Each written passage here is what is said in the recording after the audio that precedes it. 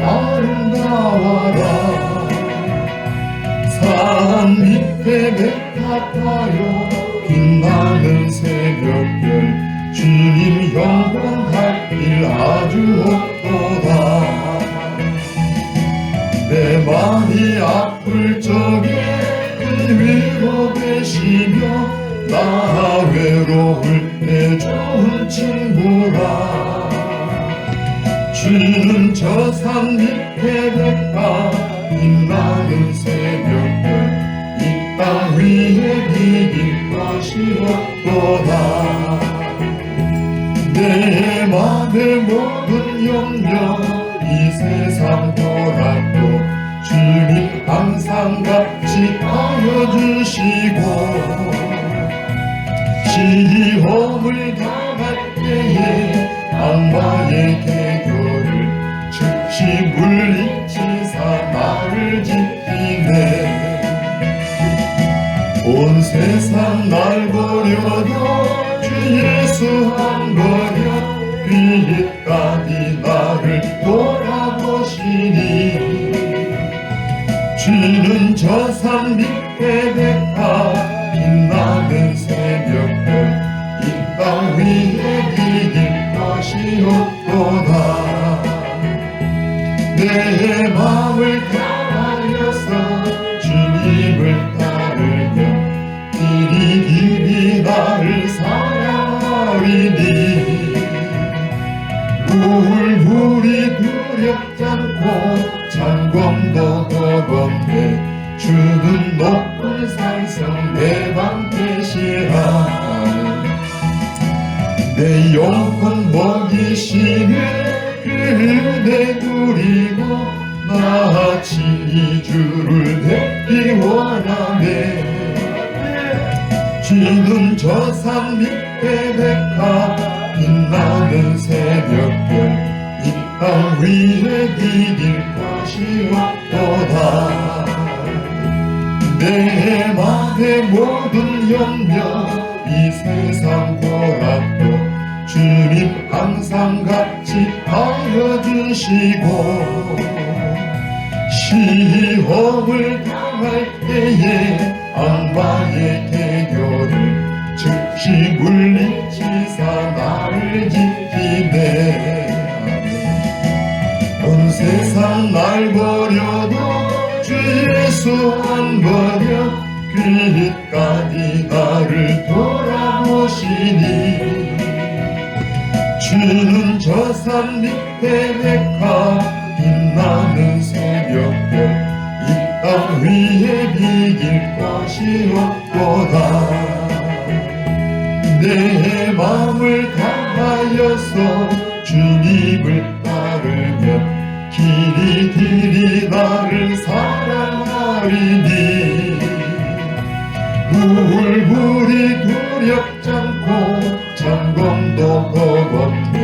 주는 높은 산성 내 방 계시라. 내 영혼 먹이시는 그대 누리고 나 친히 주를 뵙기 원하네. 주는 저 산 밑에 백합 빛나는 새벽별 이 땅 위에 비길 것이 없도다.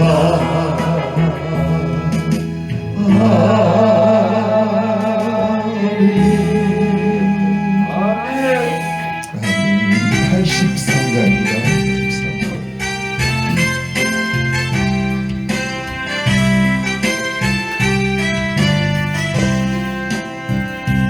나의 마음에 큰 심부름 가득하게 덮이고 슬픈 눈물 하염없이 흐를 때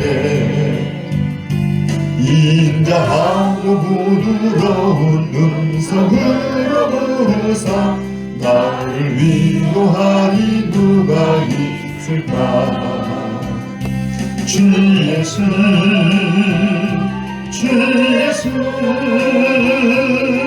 주 예수밖에 누가 있으랴. 슬퍼 낙심될 때에 내 친구 되시는 구주 예수밖에 다시 없도다. 무거운 짐들에 지고 인생길을 가는 자, 힘이 없어 쓰러지려 할 때에 능력 있는 팔을 펴서 나의 손을 붙들어 나를 구해주리 누가 있을까. 주 예수, 주 예수, 주 예수밖에 누가 있으랴. 슬퍼나 힘들 때에 내 친구 되시는 구주 예수밖에 다시 없도다. 지은 죄를 돌아보니 부끄럽고 괴로워 차갑게 나만의 평강 없을 때 주 한 죄인 용납하사 품에 안아주시고 깨끗하게 하실 이가 누굴까. 주 예수, 주 예수, 주 예수밖에 누가 있으랴. 슬퍼나 힘들 때에 내 친구 되시는 구주 예수밖에 다시 없도다. 요단강을 건너가서 시온성을 향할 때 나와 항상 동행하리 누굴까. 두려움에 검은 구름 모두 헤쳐버리고 나의 갈 길 인도하리 누굴까. 주 예수, 주 예수, 주 예수밖에 누가 있으랴. 슬퍼나 힘들 때에 내 친구 되시는 구주 예수밖에 다시 없도다.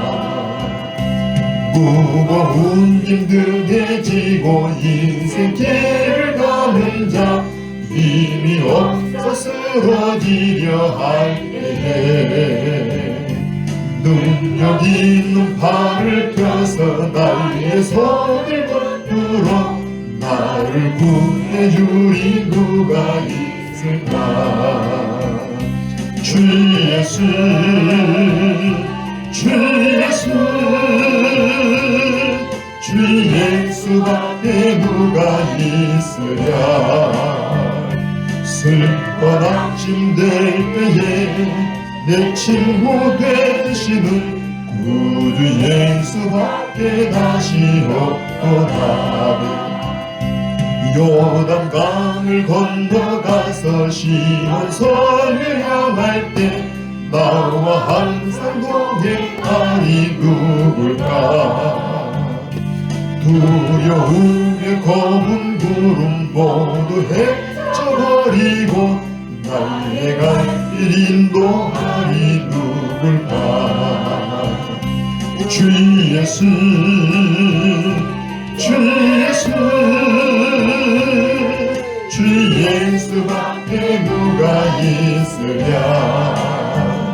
슬퍼나 힘들 때에 내 친구 되시는 구주 예수밖에 다시 없도다. 주 예수, 주 예수, 아멘. 주 예수, 주 예수밖에 누가 있으랴. 슬퍼나 힘들 때에 내 친구 되시는 구주 예수밖에 다시 없도다.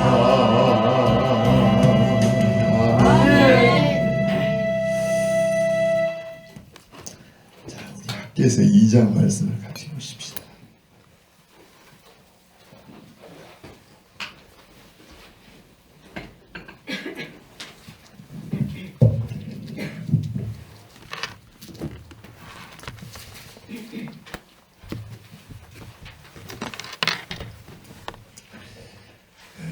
10절부터 14절까지만 한번 같이 보십시다.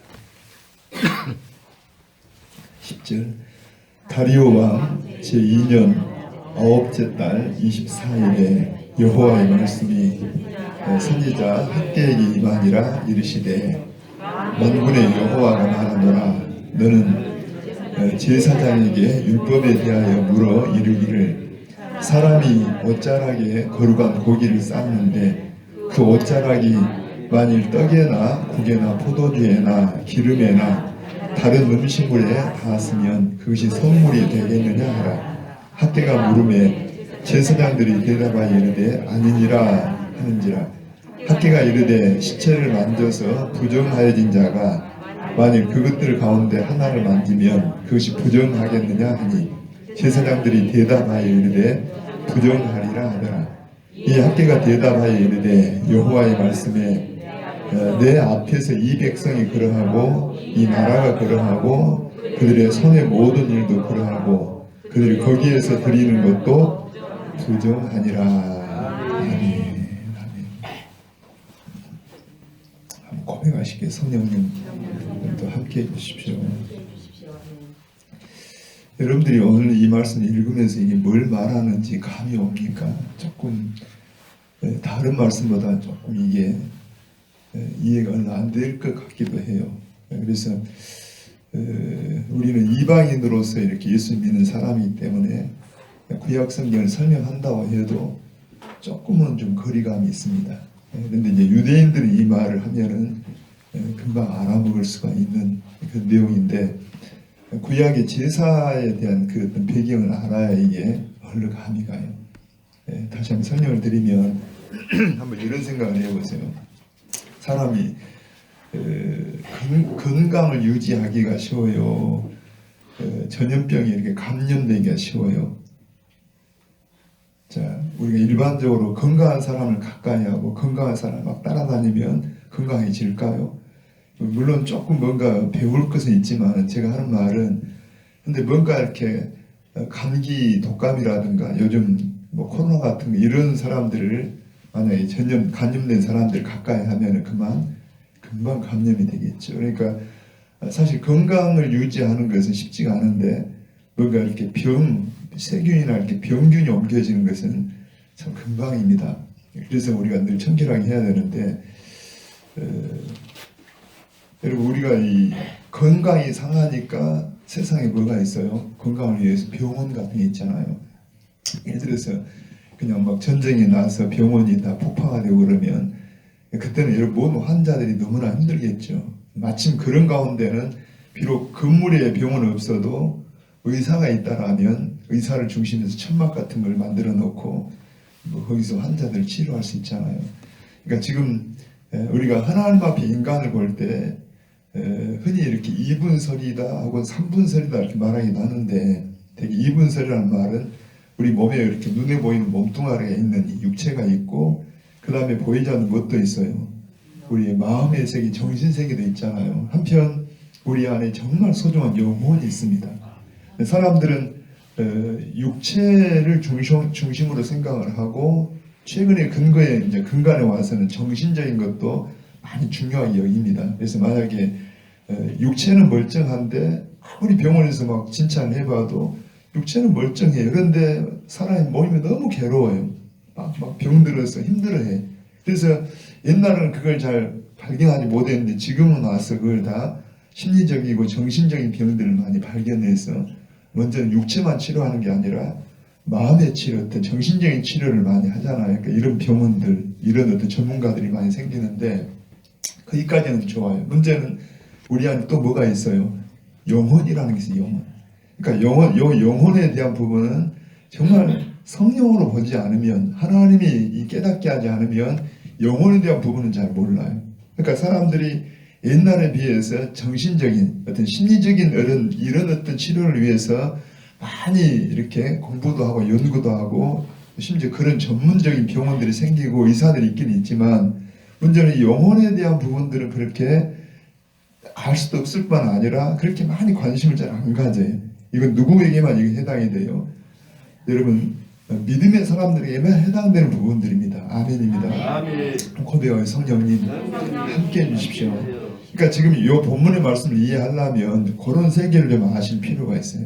예를 들어서 우리가 어떤 지적인 부분이나 이런 부분을 위해서는 되게 학교 같은 게 많잖아요. 옛날에는 전혀 생각도 못했던 학교들이 지금은 초등학교, 중학교, 고등학교, 심지어 막 대학교, 대학원 해가지고 학교들이 많아. 그래서 어떤 지식을 깨쳐주고 정보를 알려주고 이런 기관들이 많이 생겼지요.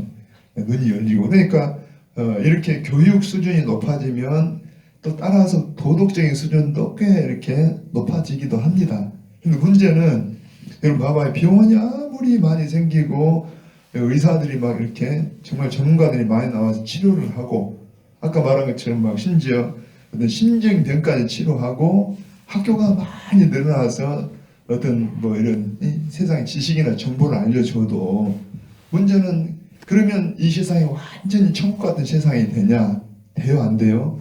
안 되더라는 이야기입니다. 자, 이런 걸 통해서 많이 문화가 발달하고 살기 좋은 어떤 세상이 되는 것 물론 있어요. 근데 그런 것만 있는 게 아니라 문제는 그럼에도 불구하고 여전히 사람들의 삶이 만만치가 않아요. 왜 그러냐 하니까 우리 안에 영혼 문제가 있으니까. 아까 제가 좀 설명을 잘 하는지 모르겠는데 여러분 지금도 아프리카라든가 이렇게 미개한 지역에서는 아예 코로나 같은 거 아예 거의 검사 자체가 하기가 어렵습니다. 그러니까 모르겠어요. 그런 병이 없어서 통계가 안 나오는지 아니면 진단 키트 같은 게 없어가지고 진단할 수 없어가지고서 안 나오는지 몰라도 세계의 어떤 뉴스를 들어보면은 미국에서 최고로 숫자가 많이 나오고 유럽에 많이 나오는데 아프리카 같은 데서는 별로 이렇게 정말 잘 이렇게 통계를 볼 수가 없어요. 왜 그럽니까? 모르겠어요. 그것은 없어서 없는지 통계를 낼 수 없어서 이렇게 낼 수 없는지 그건 뭐가 문제냐? 만약에 통계를 낼 수 없다라면 의료진의 문제잖아요. 어떤 병원이나 이런 게 발달되지 않으니까 통계가 안 나오는 거예요. 마찬가지로 저 여러분 원주민 같은 사람들은 그냥 어떤 학교나 공부를 배우지 못했기 때문에 또 좀 미개하고 무지한 삶을 살아요. 그러니까 이런 것들을 발달하면서 사람들이 살기가 이렇게 삶의 질이 많이 좋아진 건 사실이지만 그러면 전혀 문제가 없냐? 전쟁 같은 게 없냐? 여전히 있다는 이야기입니다. 여전히 갈등이 있고 문제가 있어요. 왜 그런가 하니까 우리의 영혼이 병들었기 때문에 그렇다는 이야기입니다. 자, 이 본문을 보시면 한마디로 말하면 한번 여러분 잠깐 한번 먼저 10절 한번 읽어볼까요? 함께. 자, 다리오 왕 제2년 9째 달 24일에 여호와의 말씀이 선지자 학기에게 임하니라 이르시되 여기에 때를 한번 봐봐요. 자, 다리오 왕 2년 9째 달 24일 그러니까 9월 24일인데 왜 이 날짜를 이야기하냐 하니까 여러분 앞에 보면은 자, 성전을 다시 공사를 시작한 때가 언제 1장 마지막 절입니다. 그때는 다리오 왕 제2년 6째 달 24일 그러니까 6월 24일 자 6월 24일인데 본문은 지금 몇 월 며칠이라고 해요? 9월 24일 그러니까 몇 달이 지났어요? 한 석 달 지났죠. 그러니까 이제 새로 이렇게 건축을 하던 사람들이 한 석 달 정도 지나니까 요즘같이 막 기기가 좋고 빨리빨리 건물을 지을 수 있는 입장도 아니겠지만 아마 기초가 다져지고 이제 어느 정도 석 달 정도 계속 공사를 하니까 꽤 지어졌을 겁니다. 그러니까 이 건물을 짓고 있다 보니까 이때 지금 이 말씀을 하시는 겁니다. 쉽게 말하면은 오늘 말씀은 뭐냐 하면 왜 이 성전이 존재해야 하는가 하는 이야기입니다. 왜 성전이 필요한가 이야기예요. 이 말씀을 좀 여러 가지 비유를 들어 이야기하고 있는데 오늘 우리로 말하면 왜 교회가 존재해야 하는가 하는 이야기입니다. 여러분 신앙 사람들은 교회의 존재 이유를 되게 어떻게 알아요? 잘 몰라요. 그러니까 막 비웃는 것처럼 교회가 그냥 다방처럼 많다, 뭐처럼 많다, 막 이렇게 군데군데 있다 이런 말들을 많이 합니다. 문제는 교회가 교회의 역할, 교회의 기능을 정확하게 할 수만 있다라면 사실 너무 좋은데 교회가 교회 역할을 못한 탓도 있어요. 그렇지만 더 중요한 것은 교회에 대해서 모르니까 그럽니다. 그러니까 우리도 이 교회의 존재 이유 혹은 교회라는 말은 건물이 아닙니다. 구원받은 성도들이 모여서 건물을 세우긴 하지만 여러분 중요한 것은 누가 교회라고 해요? 구원받은 성도들이 교회예요. 그러면 이 교회가 왜 존재하고 우리가 왜 존재해야 하는가에 대한 분명한 어떤 정체성이나 이유를 알아야 한다는 이야기입니다. 오늘 굉장히 중요한 이야기입니다. 다시 한번 읽어보게요. 한번 11절 한번 읽어봅니다. 자, 만군의 여호와가 말하노니 너는 제사장에게 율법에 대하여 물어 이르기를. 그러니까 지금 제사장들은 율법을 가르치는 사람들이잖아요. 그러니까 오늘 우리로 말하면 말씀을 설명해 드리는데, 여러분, 자, 오늘 말씀의 주제는 뭐라고 해? 왜 성전이 존재해야 하는가? 그러니까 지금 그들은 예를 들어서 여러분 바벨론 포로에서 70년 동안 생활하다가 돌아왔어요. 돌아와서 처음에 성전 건축을 하려고 하는데 앞에도 말씀했잖아요. 성전 건축의 의미가 뭔가. 그런데 성전 건축의 그 의미를 잘 모르니까 예를 들어서 건축을 하려고 하다가 여러 가지 어려움이 왔잖아요. 우선 수가 적고 그 다음에 여러 가지 재료도 자원도 없고 그 다음에 방해도 있고 대적하기도 하고 심지어 황제 이름으로 그냥 성전 공사를 중지시키고 많은 이유들, 많은 어떤 이런 것들이 그냥 그들 마음이 그렇잖아도 처음에 막 들떠가지고 뭔가 소망을, 희망을 가지고 와서 해보려고 하다 보니까 와서 보니까 숫자도 얼마 안 되지.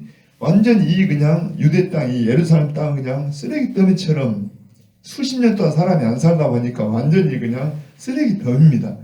요것만 치우기만 해도 지금처럼 중저함이 있는 것도 아니고 이런 것만 치우기도 얼마나 힘들겠어요. 그러니까 하나하나가 지금 하고 싶은 마음이 점점 사라지는데 더군다나 왕의 이름으로 딱 못하게 하니까 그냥 딱 중지됐어요. 그래서 몇 년 동안? 15년 동안을 중지했다는 이야기. 좀 잘 따라와 보세요. 몇 년 동안? 15년 동안 중지하고 있다 보니 가만히 있는 게 아니라 그럼 이 시간에 뭐 할 거냐 하니까 자기들 일에 자기들 집을 짓고 자기들 생활을 하고 이게 나쁜 거다고 나쁜 거 아니라고 해요. 그렇게 나쁜 것 같지 않은 일입니다. 그런데 문제는 그렇게 해도 그렇게 막 잘 살겠다고 막 이렇게 집도 짓고 농사도 짓고 하는데 결과물이 없어요. 그냥 그 기쁨이 없어요. 만족이 없어요. 어떤 소출이 굉장히 안 좋아요. 그러니까 이것 때문에 어때요? 여러분 너무나 힘들어. 그때 하나님의 학계를 통해서 뭐가 잘못됐다? 우선순위가 잘못됐다 하는 말씀이 첫 시간 말씀을 했잖아. 내가 지금 우선순위 잘못됐다. 항상 우리는 오늘도 살면서 삶의 우선순위를 따라 살잖아요. 사람마다 다. 그런데 문제는 그게 하나님 앞에 어른가는 이야기입니다. 여러분 왜 새벽에 오셨어요? 이것도 일종의 우선순위 문제입니다. 이 시간에 잠을 잘 수도 있고 뭐 다른 공부할 수도 있고 뭐 다른 일도 할 수 있지만 새벽에 오신 이유가 뭡니까? 일종의 나는 그래도 하나님을 가장 최우선으로 여기니까 우선순위를 따라 오셨어요. 이 눈 속에서도. 그렇습니까? 아멘입니다. 그러니까 일단 우선순위 문제라니까. 오늘도 여러분 아침밥을 먹고 뭐 어떤 행동할 때 뭘 따라 행한다고 해요? 다 우선순위를 따라 행해요. 뭐가 가장 중요하냐? 직장에 가는 것, 뭐 이렇게 뭐 돈 버는 것, 다른 데로 생활한다. 그런데 그 우선순위가 다 나름대로 이유가 있어요. 직장에 왜 갑니까? 이유를 가지고 있다니까. 왜 학교를 갑니까? 이유가 있어요. 그런데 문제는 그 모든 우선순위 이유가 하나님이 그렇게 원하시는가 하는 이야기. 자, 직장까지 많은 말 아닙니다. 오해 없길 바랍니다. 열심히 살아야 합니다. 오늘 우리가 오늘 또 먹든지 마시는다 뭐라고 해? 하나님의 영광이나 우선순위를 따라 살아야 돼요. 아멘입니다. 그러면서 한번 우리 행동들을 다 살펴보라는 이야기입니다. 그래서 1장에서 그런 결론이 나왔잖아요. 한번 다시 한번 7절 한번 가볼까요? 열로 한번. 자, 만군의 여호와가 말하노니 너희는 자기의 행위를 살필지니라. 한번 앞에 먼저 5절 가보게요. 그러므로 이제 만군의 여호와가 이같이 말하노니 너희는 너희의 행위를 살필지니라. 뭘 따라 살펴보라고요? 우선순위를 따라서. 지금 너희가 자 성전 건축을 중지하고 있는 것 아까 이유가 있어요. 여러 가지 이유들 다 일리가 있고 나름대로 설득력이 있어요. 그런데 문제는 거기에 결정적인 게 뭐냐니까 하나님이 빠져 있어요.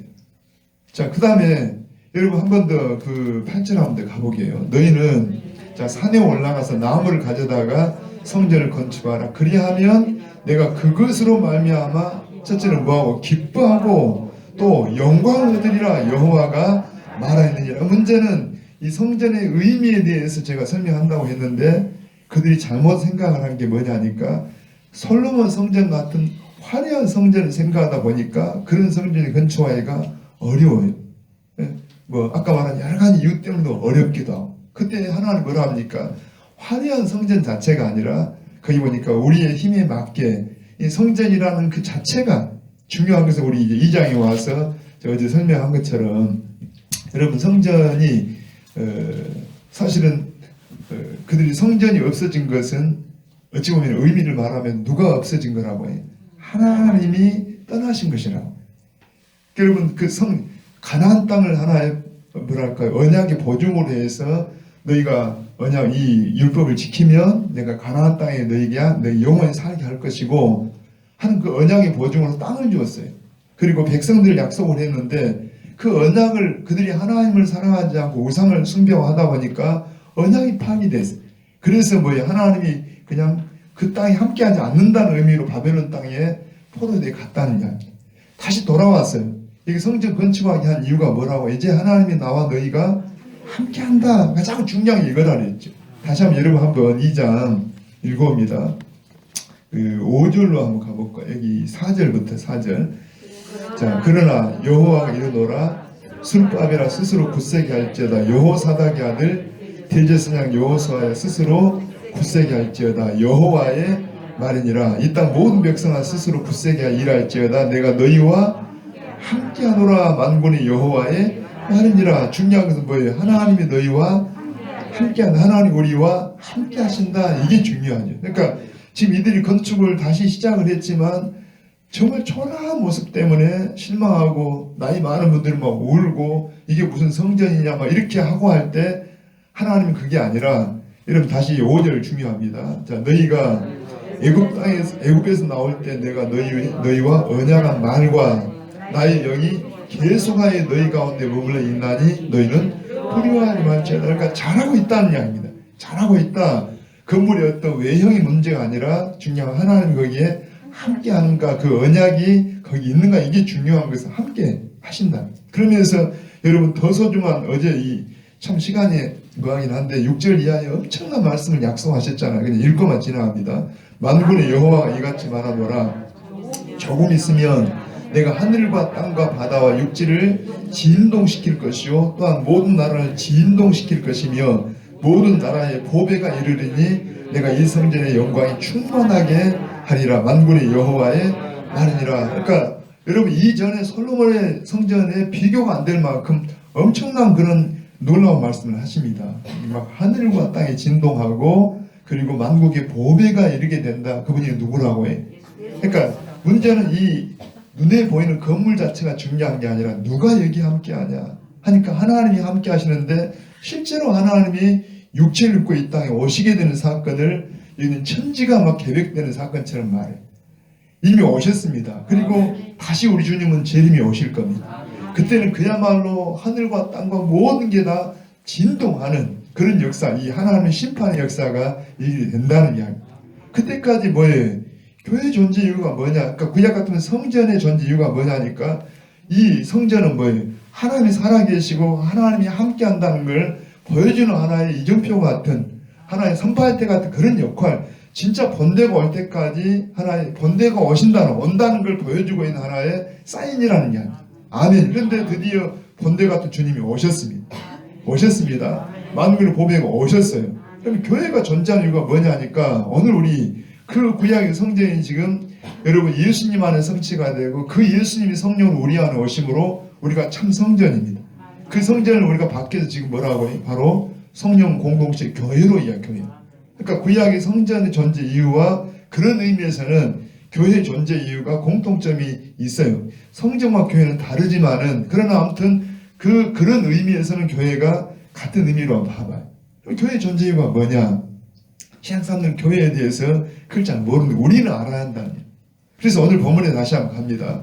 여러분 한번 우리 12절로 가볼까요? 같이. 사람이 옷자락에 거룩한 고기를 쌓는데 그 옷자락이 만일 떡에나 국에나 포도주에나 기름에나 다른 음식물에 닿았으면 그것이 성물이 되겠느냐 하라. 학기가 물음에 제사장들이 대답하여 이르되 아니니라 하는지라. 그러니까 여러분 지금 이제 제사법을 좀 이렇게 알면 좋은데 지금 하나님은 제사 드릴 때 가령 하나님 앞에 구별된 같은 양이라든가 같은 어떤 이렇게 뭐랄까요 뭐 소나 비둘기나 이런 재물이 있다라면 같은 동물인데 하나님 앞에 제사하기 위한 것은 뭐예요? 구별된 그러한 성물이 됩니다. 성물. 그러니까 이 성물 자체도 있지만 성물로 쌓은 이 옷자락까지도 다 구별이 돼요. 근데 이 보자기 같은 것이 만약에 다른 데 다 따라하면 뭐라고 해요? 다 이게 부정하다 해가지고서 아주 철저하게 이 거룩이라는 걸 좀 우리가 이해할 필요가 있어. 거룩이 뭐냐 하면은 다른 말로 하면 그냥 구별됐다는 이야기. 뭘 됐다고 해요? 그냥 구별돼. 그러면 여기서 이 말은 뭐예요? 여러분 성전을 중심에서 뒤에 한번 먼저 결론 한번 읽어봅니다. 14절 한번 읽어봅니다. 이에 학계가 대답하 이르되 자 여호와의 말씀이 그러니까 하나님 앞에서 이 백성이 그러하고 이 나라가 그러하고 그들의 손의 모든 일도 그러하고 그들이 거기에서 드리는 것도 부정하냐. 한마디로 말하면 부정하다는 말 하는데 이들이 지금 바벨론 땅에 가서 70년 동안 생활하면서 하나님이 진짜 원하는 것은 거기에서 구별되기를 원했어요. 그런데 알게 모르게 그런 부분도 물론 있어요. 그런데 문제는 그런 것만 있는 게 아니라 거기서 생활하다 보니까 바벨론화 되어 버렸다는 거예요. 거의. 그러니까 의식이 예를 들어 우리가 몸을 가지고 세상에 사는데 우리는 항상 여러분 성도라는 구별된 백성들입니다. 교회는 구별된 곳입니다. 자, 일단 우리가 그 의식이라도 가지고 있어요. 우리가 정체가 교회의 정체가 뭐냐, 우리의 정체가 뭐냐 하니까 우리는 하나님을 위해서 구별된 사람들입니다. 여러분 예를 들어 구약 같으면 제사장들이나 제사장들에 의해서 드려지는 제물들은 다 뭐라고 해요? 구별된 것들이. 이걸 더 넓은 의미에서 말하면 이스라엘 자체는 그냥 구별된 백성들이에요. 그러니까 그 가운데 12지파 가운데 레위지파 가운데도 가령 제사장 지파를 더 구별하긴 하지만 이걸 넓은 의미에서는 뭐예요? 이스라엘 자체가 하나의 제사장 나라입니다. 정말 좀 이해되신가요? 그러니까 그 가운데 구별시켜가지고 제사장 지파로 또 지파 가운데도 또 제사장들을 따로 구별한 건 있지만 넓은 의미에서 뭐라고 이스라엘 자체가 그냥 제사장 나라에 무슨 나라요? 하나님의 나라요 하듯이 오늘 우리도 목사 장로 이렇게 구별되어 있지만 넓은 의미에서 다 뭐예요? 다 하나님 백성들이요 다 만인 제사장이라는 이야기. 제사장 나라 제사장 백성이에요. 그러니까 지금 이스라엘 전체가 그래. 그러니까 이들은 어찌 보면은 하나님이 진짜 원한다라면 그 제사장 나라답지 못하니까 그냥 폐기처분 하듯이 그냥 바벨론 땅으로 망하게 해가지고 갔어요. 그럼 거기 가서도 뭐가 돼야 돼요? 비록 나라는 망했지만 여전히 우리 안에 의식은 뭐예요? 우리는 제사장 나라다, 하나님 백성이다 하고 거기서 하나님 백성이 살았어야 되는데 하나님은 그걸 원하는데 사실은 살다 보니까 다 바벨론화 되어버렸다는 이야기. 다시 말하면 여러분 이게 재물이라고 해봐요. 재물이고 재물을 쌓은 보자기인데 이게 여러 군데 닿았다. 그러면 뭐예요? 그러니까 구약은 굉장히 소극적입니다. 왜냐하면은 이렇게 설명하기 참 쉽지 않은데 여러분 우리가 예를 들어 병이 들어요. 아까 제가 병 이야기했잖아요. 자, 병이 들었는데 요즘 만약에 코로나 전염병이 걸리면 먼저는 뭘 시킵니까? 격리를 시킵니다. 뭘 시켜요? 격리는 뭐예요? 굉장히 소극적인 겁니다. 격리를 해가지고 일단 다른 사람이 뭐 시키지 않으려고 전염되지 않으려고 격리를 시켜요. 그런데 진짜 이 병을 고치려면 뭐가 있어야 돼요? 백신을 준다든가 어떤 치료제를 줘가지고 치료를 시켜줘야. 그러니까 구약으로 말하면 이 백성들은 마치 격리시키듯이 지금 우리는 거룩하다 구별됐다 하나님 나라는 구별됐다 해가지고 일단 격리. 그래서 뭘 닿으면 안 돼. 뭘 닿으면 부정해져. 그래가지고서 일단 중요한 정신은 뭐냐니까 너희는 거룩한 백성이다. 다르다는 이야기입니다. 뭔가 구별돼야 한다 이 이야기인데 문제는 바벨론 땅에 살다 보니까 이게 정신이 바벨론 정신이 들어가가지고서 구별된 게 아니라 부정해져 버렸다는 이야기. 너무 길게 설명을 했어요. 어렵게. 좀 쉽게 설명하면 좋겠는데 다시 한번 읽어. 두 번째 비유도 마찬가지인데 읽어봅니다. 한번 13절로 가보게 같이. 학계가 이르되 시체를 만져서 부정하여진 자가 만일 그것들 가운데 하나를 만지면 그것이 부정하겠느냐 하는 제사장들이 대답하 이르되 부정하리라 하더라. 그러니까 구약에는 여러분 특별히 레위기서에 보면은 막 음식 하나까지도 부정한 것 정결한 거 하면서 막 세분을 해놨잖아요. 근데 특별히 제사장들은 더 철저하게 해가지고 뭔가 제사 드릴 어떤 것들이 세상에 다른 것이 물건에 닿거나 보여진다고 해 부정해진다 해가지고서 철저하게 막 이런 어떤 의식을 갖게 있어. 근데 문제는 이들이 바벨론 땅에 살면서 이게 뭐예요? 하나님 백성, 제사장 백성들인데 이들이 바벨론 정신이 들어가서 다 뭐가 됐다고 해요? 부정한 자가 됐다는 이야기. 그러니까 심지어 성전 건축 자체의 의미도 무엇 때문에 의한 거예요? 사실은 하나님의 이름, 하나님의 영광을 위해 성전도 존재하고 하나님의 영광을 위해 이 백성이 구별되어야 되는데 이들이 성전도 뭐 우리로 하는 꼭 오늘 우리 교회와 마찬가지입니다. 제가 며칠 전에 했죠. 우리가 존재하는 이유가 뭡니까? 먹든지 마시든지 하나님의 영광, 하나님의 나라, 하나님을 드러내기 위해서 존재하는 거예요. 그게 하나님 백성들입니다. 우리는 하나님 나라 백성입니다. 아멘. 여러분 말을 하든지 뭘 하든지 다 하나님 백성은 다 해야 되는데 문제는 이 교회에 나오면서 하나님을 섬긴다고 하면서도 어떤 이기적인 내 어떤 복, 자신의 어떤 걸 추구하기 위해서 나온다고 하면 이게 부정하다는 이야기. 그게 아닙니다. 우리 안에 정말 성령이 오시면 뭔 나라를 꿈꾼다고 해요? 그 나라를 꿈꾸게 되고 하나님의 나라와 그분의 영광을 추구하게 돼요. 그런데 끊임없이 세상은 어때요? 이 마치 아까 바벨론 정신이 들어갔다는 말은 세상 정신이 그 속에 들어가는 거 마찬가지. 세상 정신이 어때요? 아무리 병원이 많이 생기고 아무리 학교를 많이 세워도 여전히 세상 정신은 어때요? 지식은 깨우쳐져도 욕심은 탐심은 욕심은 변함이 없어요. 그러니까 더 욕심을 부리고 전쟁이 나고 막 이런 일이 벌어지듯이 문제는 우리 영혼이 죄 아래 있다 보니까 교회 존재는 뭡니까? 죄를 해결하게 존재. 뭘 해결하게 했어요? 죄를 해결. 우리 이기심을 채워주게 한 게 아니라는 이야기입니다. 세상 욕심 다 버리고 교회 와서도 하나님 더 축복하면서 막 그 욕심 채우는 게 아니라 하나님의 사람이 되어지고 하나님의 성령이 우리 가운데 역사하도록 그렇게 되어진 게 교회라는 이야기입니다. 오늘날 교회가 왜 이렇게 지탄을 받고 있냐? 그 역할을 못하니까 그래요. 여러분 그래서 교회에서는 정확하게 하나님 말씀이 전해지고 성령이 역사하면 사람이 변하게 돼 있어요. 아멘. 결론으로 말하면 어떻게 누구도 함께 변해요? 쉽게 말하면 예수님도 함께 변한다나 하면 우리가 한 분 한 분이 다 예수님도 함께 변하면 신약에는 이럽니다. 여러분 예를 들어서 바리새인들이 예수님과 제자들을 막 책망하는 중에 하나 이런 게 있잖아요. 유대인들은 어디 밖에 나갔다 와서 음식을 먹으면 반드시 뭘 씻어야 돼요? 손을 씻고 손이나 발을 씻고 음식을 먹었어야 돼요. 근데 이것은 단순히 어떤 뭐랄까요 세균에 대한 이야기가 아닙니다. 그러니까 예수님이 오시기 전까지는 이게 조용하세요. 제 집중이 안 되니까. 예수님이 오시기 전까지는 복음이 오기 전까지는 이게 그러니까 밖에 다니면 여기서 이렇게 세상 것들이 들어와서 부정해진다고 여겨요. 그러니까 부정해지기 때문에 손을 씻고 깨끗하게 이걸 그래서 그냥 위생법이 아니라 종교법 혹은 결례법으로 해가지고 행했다는 이야기입니다. 누가 오시기 전까지? 예수님이 오시기 전까지 그만큼 철저하게 부정하다 깨끗하다 이걸 구별시키기 위해서 이런 거 하나까지도 밖에 나갔다 오면은 씻어야 한다. 그런데 문제는 결론은 뭐냐 하면은 아무리 씻고 아무리 구별되어도 우리 인간은 끊임없이 하나 이걸 해결해도 또다시 먼지가 묻고 또 묻고 하니까 한없이 뭐 하는 거예요? 한없이 부정하고 더러워요. 누가 오셔야 된다고 해요. 이건 예수님이 와서 성령이 와서 씻어주기 전까지는 이게 근본적인 해결책이 없어요. 그러니까 제사를 드리고 또 드리고 또 드리고 할 수밖에 없는 모습입니다. 그런데 예수님이 오셔갖고는 제자들과 음식을 먹는데 씻지 않은 손으로 먹어요. 그러니까 여러분 단순히 위생 문제 같으면 왜 씻지 않고 더럽게 먹냐 그렇게 할 텐데 막 지탄한 거 뭐냐니까 그렇게 먹음으로 너희가 부정하다는 이야기입니다. 그때 예수님이 뭐라 합니까?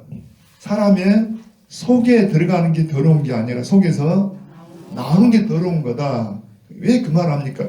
씻지 많고 먹지 마라 그 말 아닙니다. 우리는 깨끗하게 하고 씻고 먹어야 돼. 지금 더군다나 요즘 같으면 더 철저하게 해야 돼요.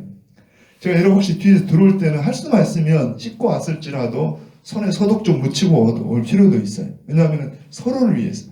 그러니까 위생에 대한 부분은 철저해야 되지만 위생과 이 결례에 대한 부분은 달라요. 우리 주님 뭐라 합니까? 사람 속에서 나오는 것들 속에 있는 본질이 회복이 안 되면 여기서 나오는 것들이 다 더럽다는 거예요. 어떤 하나의 사람의 생각들, 욕심들 이런 것들이 다 더러운 게 나온다는 이야기. 그럼 먼저 이게 해결되려면 뭐가 돼야 한다고요? 내 안에 성령이 오셔서 예수님의 피가 내 속에 들어와서 나를 완전히 바꿔놓기 전까지는 우리는 인간은 죄인이에요. 죄인. 의인은 없나니 하나도 없다는 이야기. 결국은 구약의 성전은 누가 오시기까지, 예수님이 오시기까지 하나의 그림자적으로, 하나의 예표적으로 존재하는 존재라는 거예요. 그러니까 이 백성들이 지금 성전을 건축하면서도 여전히 봐봐요. 여전히 자기 욕심을 버리지 못하고 있다면 이 건축의 의미가 없어요. 그러니까 요 정신을 가지고 건축을 바르게 한다라면, 그래서 이제 내일 보겠지만 한번 이제부터 한번 지켜봐라. 하나님 너에게 복을 준다. 이 말입니다. 그런데 이걸 잘못 오해하면 하나님 성전을 건축하니까 복을 줍니다. 여러분 성전 100개 1000개를 건축해도, 예배당 건축을 해도 그런 의식이 아니면 하나님 복을 줄 수 없다는, 그 복이 뭡니까? 결국은 물질이 복이 아니라 우리는 성령 충만한, 정말 우리 마음에 기쁘고 평안하고 우리는 가진 것 이것을 떠나서 성령 충만하면, 말씀이 속에 막 충만하면 누구 닮으면? 그러니까 예수님 닮으면, 예수님 닮은 게 뭡니까? 사랑하는 사람이 되는 거예요. 여러분 정말 서로 사랑하면, 복음이 정말 들어가면 보라니까요. 우리 신약의 빌레몬스 같은 경우에 종종 이야기 하잖아요. 여전히 노예 제도가 있지만, 제도가 악해요. 우리가 법도 바뀌고 제도도 바뀌어야 되지만 아무리 제도를 바꿔놔도, 거꾸로 말하면 제도가 악한 제도가 있지만은 사람이 변하면, 빌레몬이 예수님 마음을 가지고 오네시모가 예수님 마음을 가지면, 여러분 종은 더 자기의 주인을 그리스도의 형제라 하더라도 여러분 더 존중할 것이고, 이 주인은 어때요? 내가 비록 노예지만 내 형제같이, 내 동생이나 내 아들처럼 생각한다면 무슨 그 제도가 크게 문제가 안 된다는 이야기예요. 정말 이해되세요? 정말 우리가 복음이 들어오고 성령이 역사하면, 여러분 그럼 어때요? 우리가 서로 부족함을 사랑해주고, 그래서 하나님 나라는 사랑입니다. 사랑. 제가 이렇게 하나님 나라 실감이 안 되거든. 뭘 생각하라고 해? 가정을 생각하는 가정. 가정은 뭐예요? 가정의 생명은 막 공부를 많이 하는 겁니까? 가정의 생명은 돈이 많은 겁니까? 가정은 사랑의 사랑. 부모가 자식을 사랑하고 자식이 부모를 사랑해서 존중하고 서로 우애하고, 그러면 사랑하면 천국 같은 가정이라는 이야기입니다. 그런데 여전히 막 다른 욕심을 부리면 아무리 가정이라도 늘 대판 싸우기 나오고 그럴 수밖에 없다고. 한번 고백해요. 성령님 함께 해주세요. 다시 한번요. 여기 지금 이 말은 그 말입니다. 한번 다시 한번 결론지 읽어보기. 14절 가봅니다.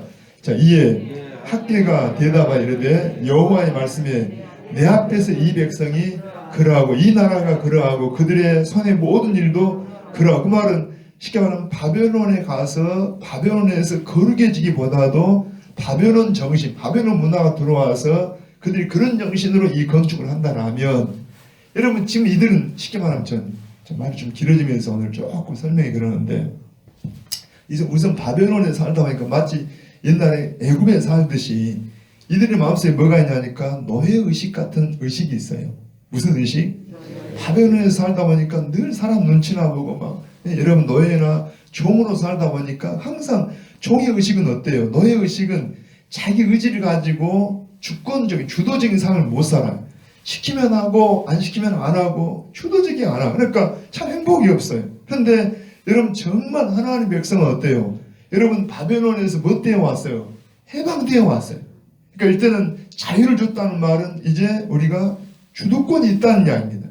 하나님께는 뭐 억지로 시켜서 하는 게 아니라 가장 기뻐, 물론 훈련이 안 될 때는 군대처럼 막 시켜야 돼요. 그래서 시키는 게 중요한 게 아니라 하나님 뭘 원하십니까? 자원해서, 즐거워서. 아멘. 여러분 이 새벽에 막 와라 보면은 오는 사람도 힘들고 오라는 사람도 얼마나 힘들겠어요. 근데 여러분 어때요? 너무 좋아서, 나는 새벽이 너무 좋고 나는 봉사가 너무 좋아서 그냥 막 기뻐서 봉사해요. 청소하는 것도 막 주님, 누가 전에 어떤 분이 그러더라니까. 예배당 청소를 하는데 꼭 주님 몸을 닦듯이 한다는 거, 이분은. 그러니까 주님 몸을 닦는다고 생각할 때 행복해요, 기뻐요, 괴로워요. 내가 예수님 몸을 씻어드린다, 예수님 몸을 닦아드린다, 이런 마음을 가진다면 어때요? 얼마나 행복하겠어요. 별로 안 해보니까 모르구만. 그럼 뭔가 봉사할 때 내가 사랑으로 하고, 내가 주님 앞에 뭐 드릴 때 막 떠는 게 아니라 내가 주님 앞에 이걸 정성을 드린다고 생각하면 기뻐요, 안 기뻐요? 뭘 해도 기쁘다는 게 아니에요. 자원하고 즐거움으로 찬양할 때 사람들 하는 게 아니라 내가 주님을 막 노래해요. 내 진정 사모하는 친구가 되시는 주님, 나 같은 걸 친구 삼아하니까 얼마나 감사해요. 감격 속의 찬양을. 그러니까 이런 모든 게 다 자원하고 즐거움이고 이런 자발적이고 이런 모습이라는 게 아멘입니다. 근데 이들은 여전히 아까 말한 바벨론 정신이 속에 있어가지고 여러분 막 뭔가 조금 뭐 하면은 그냥 종처럼 노예처럼 차이가 없어요. 행복하지가 않아요. 거기다 어때요? 그냥 거기서 남보다 더 잘 먹고 잘 살려고 하는 욕심을 떼다 보니까 그 욕심 여전히 여기 와서 말만 하라는 백성이지 여전히 탐심과 욕심을 행하니까 행복하지가 않다는 이야기. 아닙니다. 우리는 하나님 백성입니다. 그래서 여러분 어때요? 정말 복은 뭐야? 하나님의 성령이 내 속에 오시고 하나님이 나를 하나님의 아들 딸 삼아 주시고 여러분 오늘 또 하나님 말씀을 들을 수가 있고 성령이 함께하고 그래서 하나님의 말씀이 들어가면 아까 누구 닮아간다고? 교회가 여러분 교회가 존재한 이유가 진짜 이 교회가 한국의 교회가 성도들이 날마다 주님을 조금씩 닮아간다 하면 무슨 욕을 먹고 왜 지탄을 받겠냐냐. 옛날에는 정말 성도들이 그랬어요. 그냥 희생하려고 서로 섬기려고 그냥 서로 사랑하고 하니까 여러분 서로 부러워하고 존중하고 그런데 오늘날 숫자는 많은데 더 탐심 부리니까 더 욕심을 부리니까 교회의 기능을 교회의 본질적인 모습을 찾지를 못하고 있다는 이야기. 저는 어쩌면 이런 일을 통해서 정말 좀 다시 한번 새로워져야 돼요. 순수해져야 돼요. 주님만 더 사랑하시고 여러분 사람을 더 사랑하고 한번 보라니 우리나라가 상당히 좋은 나라긴 하지만 상상을 해봐요. 진짜 이렇게 산다라 하면 밤에 돌아다녀도 문제가 안 되고 여러분 아이들이 입양을 하면 그게 얼마나 천사같이 귀하겠어요. 근데 다른 생각으로 하다 보니까 그냥 폭력을 행해서 아이가 죽기도 하고 얼마나 세상이 지금 악합니까? 진짜 우리가 주님 마음이 있다라면 할렐루야. 기도하십시다. 같이 기도하셔야 돼. 먼저 나 자신 다른 사람 볼 것도 없어요. 그 사람들 많을 것도 없고. 우리도 저는 모르겠어요. 오죽하면 그랬을 거라는 생각도 막 들어요. 미안합니다. 아마 지른데 욕먹겠지만은 그래도 안 그래야 되지만 문제는 뭐라고 해? 정말 내가 성령 충만하고 하나님 말씀을 충만하다라면 불쌍히 여기고 사랑하고 여러분 내 자식 네 자식 어디가 있어요? 다 사랑하는 소중한 내 생명들이지. 할렐루야. 다 사랑해요. 근데 여전히 우리 안에 이기심, 욕심이 있으면은요 교회만 올 뿐이지 몸만 여기 있을 뿐 이들은 마찬가지. 예배당 이 성전 건축만 하고 있을 뿐이지 이 정신이 안 바뀌고 의식이 안 바뀌면 똑같다는 이야기. 그런데 요 의식이 바뀐다라면 이제 지켜봐라. 하나님은 너에게 복을 준다 하고 말씀하십니다. 아멘입니다. 오늘도 성령 충만하기를 원합니다. 고백하고 성령님 함께해 주십시오. 사모합니다. 아멘입니다. 기도하십시다. 우리 하늘에 계신 우리 아버지여 이름이 거룩히 여김을 받으시오며 나라에 임하옵시며 뜻이 하늘에서 이룬 것 같이 땅에서도 이루어지이다. 오늘날 우리에게 일용할 양식을 주옵시고 우리가 우리에게 죄 지은 자를 사하여 준 것 같이 우리 죄를 사하여 주옵시고 우리를 시험에 들게 하지 마옵시고 다만 악에서 구하옵소서. 되게 나라와 권세와 영광이 아버지께 영원히 있사옵나이다. 아멘. 찬송을 드리십시다. 주 예수를 만날 때까지 찬양하십시다. 최명순 집사님 하나님 사랑 감사드립니다. 김영선 원사님 찬송 드리고 기도하십시다.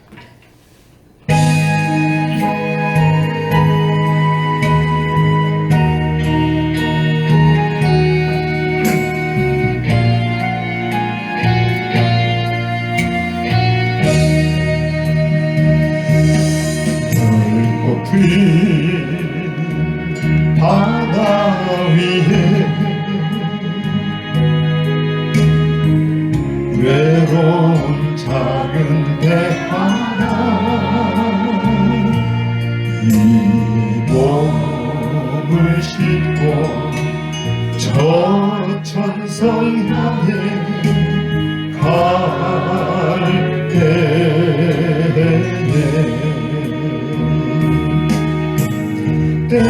때로는 사나운 풍랑이로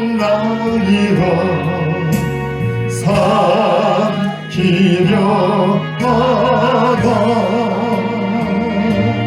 내 영혼아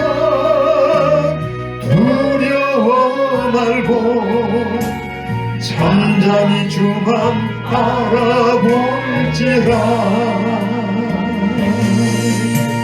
저 멀리 수평선 넘어 나의 구원이신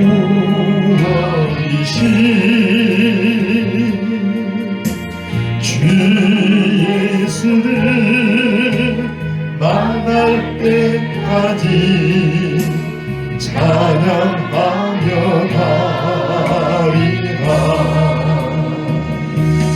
어두운 바다 위에 생명의 돛담배 하나, 어둠을 뚫고 밝은 빛 가에 갈 때에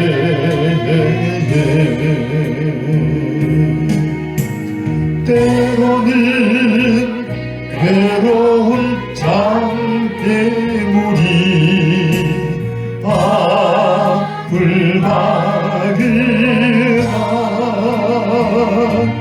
내 영혼아 두려워 말고 잠잠히 주만 바라볼지라. 저 멀리 수평선 넘어 나의 구원이신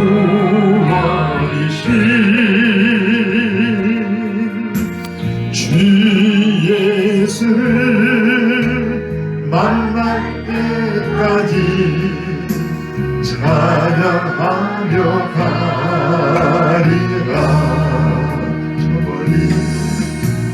저 멀리 수평선 넘어 나의 구원이신